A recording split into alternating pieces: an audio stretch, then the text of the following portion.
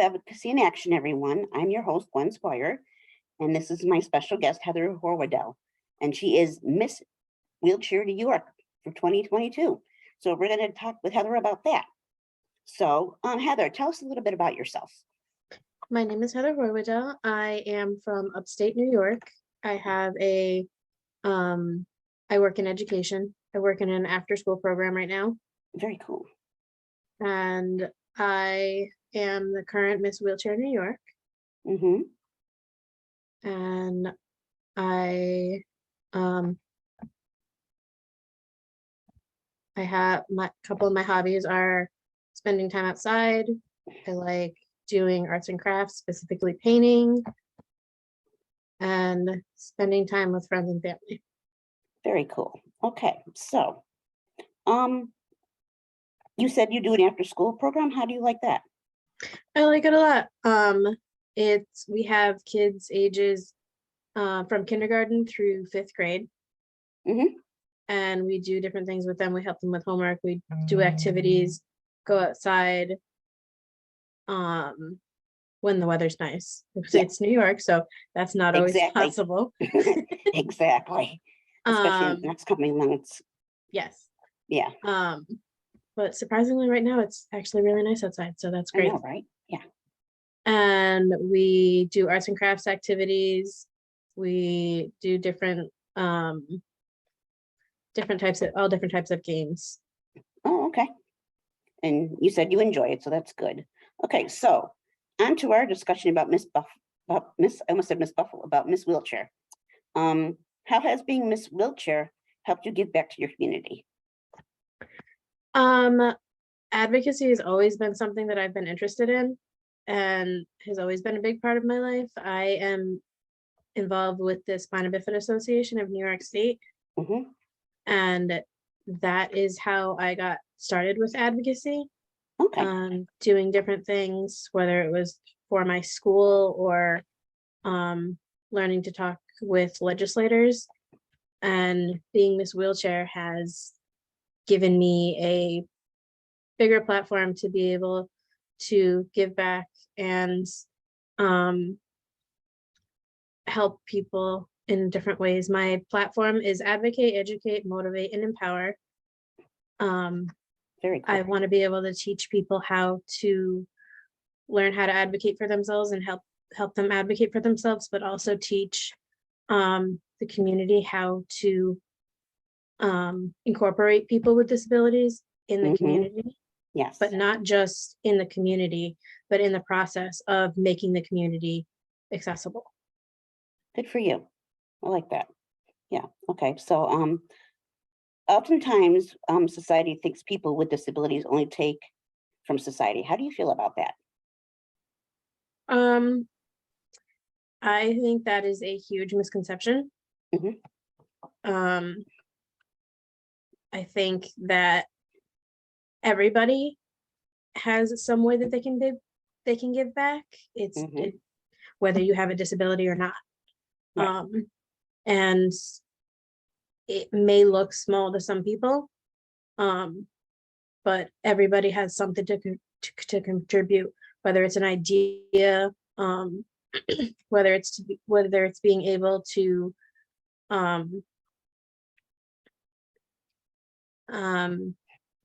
like I said, whether it's an idea or being able to do something, going into the community, just raising awareness, doing things like a lot of people, and I know a lot of people with disabilities have a problem with or don't necessarily like being considered an inspiration.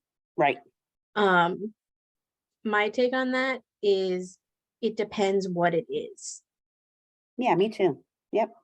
If it's something like I'm just doing something like going to a grocery store and picking something up off the floor, that's not necessarily something that should be inspired. Right. But if I can inspire somebody to go to the gym and help them be healthier or want to learn more about a certain topic like disability, like people with disabilities or what we go through, because going out in the community isn't always easy. Right. For someone like us, whether Right. it's we can't get into the building because the building isn't accessible, Right. and you hear people say, well, you can't get into the building because of your wheelchair. No, Right. I can't get into the building because I can't get to the door because of the stairs. My Right. wheelchair is not the problem. The problem Right. is, or going to a meeting if you have a hearing impairment. Some people might not go because they don't have the right accommodations, Right. or don't know how to ask for the right accommodations, or know that that is their right. Right. Yep, I agree. Okay. So I've heard that you worked hard to get your local mall accessible for people by having push buttons put in. Is that right? No, No? no, we didn't do the, I didn't have the push buttons put in. There were a few things that needed to be fixed. The push buttons were already there. I think Oh, they, okay. some of them weren't working, but the Right. part that I specifically mentioned was when I went to the mall, I could access the mall, I could go shopping, but I had to use the bathroom. And I noticed that for me to use the bathroom in the one that I went into, I had to sit on the counters to be able to wash my hands because I Oh, couldn't boy. reach the soap. I've never done that. Yep. So it's something simple like that Mhm. that anybody could notice, and it's not just going to affect me Right. as a person with a disability. It's going to affect other people who are shorter. Say Right. there's a small child that wants to Mhm. wash their hand, and the mom has two kids and is helping one child, but another child decides that they want to be independent and wash their hands too. Mhm. You're helping me by making me able to wash my hands if you move the soap dispenser. But you're also helping that child and that mother potentially avoid an accident if the child decides to climb. Right. Okay. And so my when I talked to the mall, they it took a little bit of education, and a Mhm. few different phone calls, talking to a few different people, Mhm. making them aware that, hey, this is a bigger deal than just I can't wash my hands. Right. They ended up doing an ADA evaluation and found multiple issues other than just the one that I mentioned, Hmm. and fixed multiple different things in the mall. Good. That's very good. Yeah. Yeah. So, why? Okay, I think you kind of answered this question, but I have my next question was going to be why are accessible entrances so important to you? Because we had the misconception that you did the entrances, and you've already explained why you wanted the Spencers lowered. Yeah. Yeah. So, Well, I mean, if you want to and add to that, go for it. yeah, well, accessible entrances, like everybody should be able to access the community and be able to live their lives the way that they want to, and Absolutely. the way that works for them. Not Yes. everybody can pull open a door. Right. Not everybody can use the stairs. So making it accessible for the person with the most need is going to open up so many opportunities for so many different people of different abilities. Mm-hmm. True. Yes. Um, what do you want for yourself in the future? Actually, I want to, before I get to that one, let's go back a little bit. Let's backtrack a little bit. How did you get into becoming Miss Wheelchair? Funny, kind of a funny story. It's something that I shied away from for a really long time.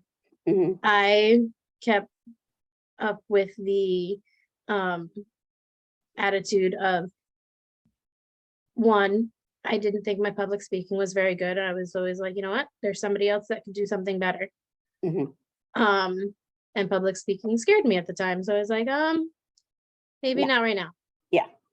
But then I had other people telling me, you know what, give it a shot. I think you'd be good at this. Mm-hmm. And I did it too, but I always kept up, you know what, somebody else could be better at this. Mm-hmm. But this past year, it's like, you know what, why not me? Yes, other people have different perspectives and different things that they can add and contribute to society, but so do I. So Exactly. why not me? Why not just give it a shot and see what happens?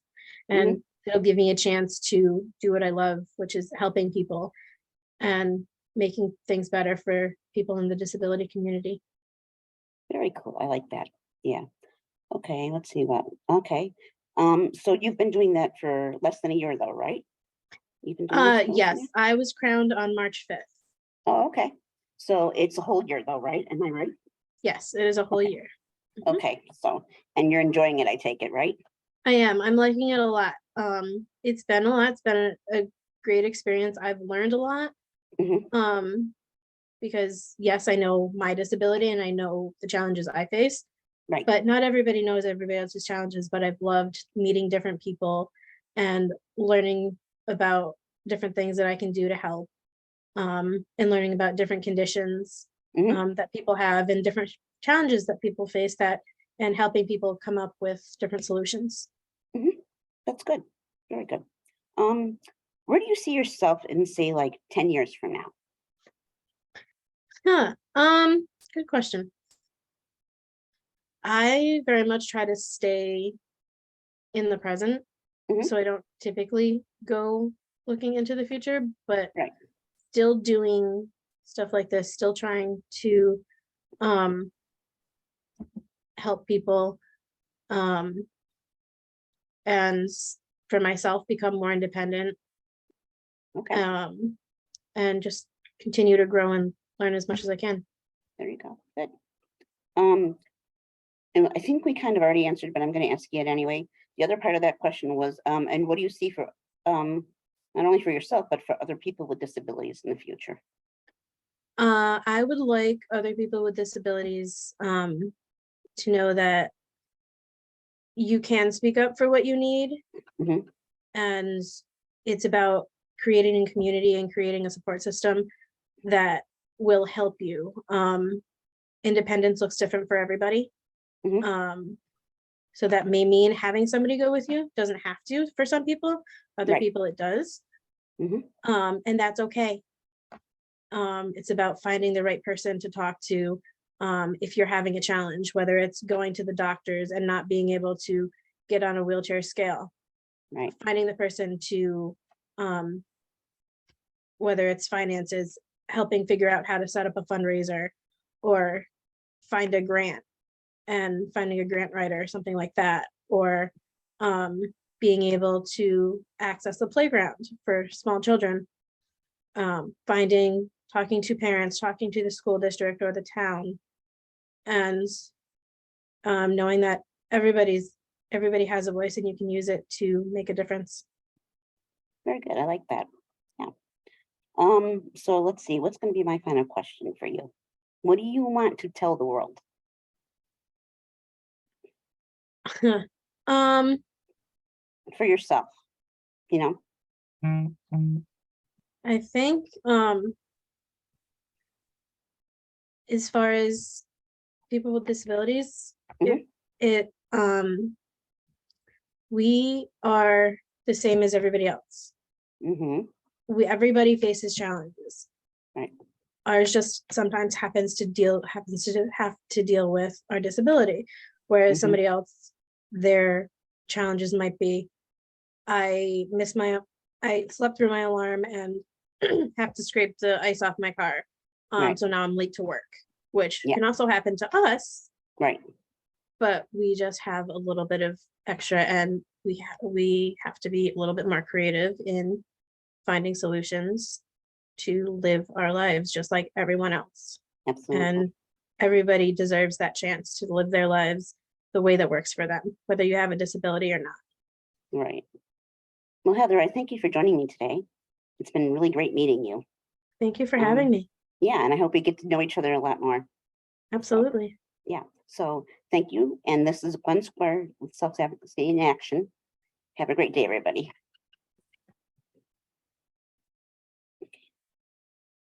Thank you for watching.